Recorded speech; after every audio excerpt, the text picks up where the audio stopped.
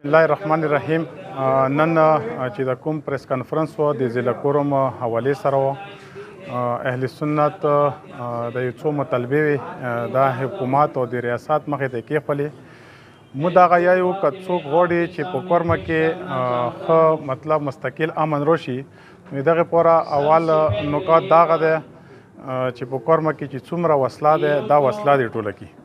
دویمه خبره دغه دی چې کوم بینکرز دي بینکرز د ختم کی. دریمه خبره دغه دی چې کوم کلدم تنظیمونه دي هغه مختلف شکلونو کې دي هغوی خلاف د کاروایي وشي.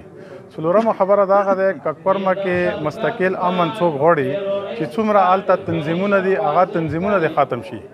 هغه ځای کې چې کوم د منبر استعمال دی چې کوم نفرت هغه منبر نه خورېږي په هغه منبر د پابندي ولګېږي. کوم نفرت انګیز هلته سپیچونه چې کېږي هغه خلاف دی بالکل مطلب دغه دی چې دواړو طرفه کاروایي وشي. دغه نه بعد مطلب دغه دی چې د کوم بېدخل خلک دي نو هغه بېدخل خلک باید آباد شي.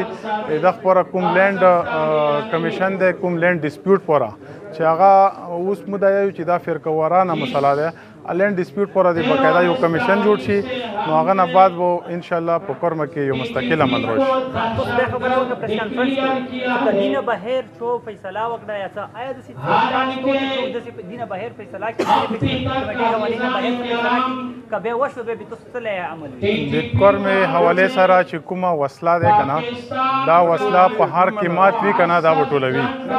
که څوک یایي چې یاره دا وسله مو نورو مشرانو څه کېږدو یا نه ټولوو که نه نو دا فیصله موږ ته بالکل قابل قبول نه دی. که څوک یایي چې بنکر خلاف مو اپریشن نه کوو نو دا بالکل موږ ته قابل قبول نه دی. کوم مشر چې دغه حوالې سره بیا فیصله کوي یا دستخط ورته کوي هغه خپل انفرادي عمل وي.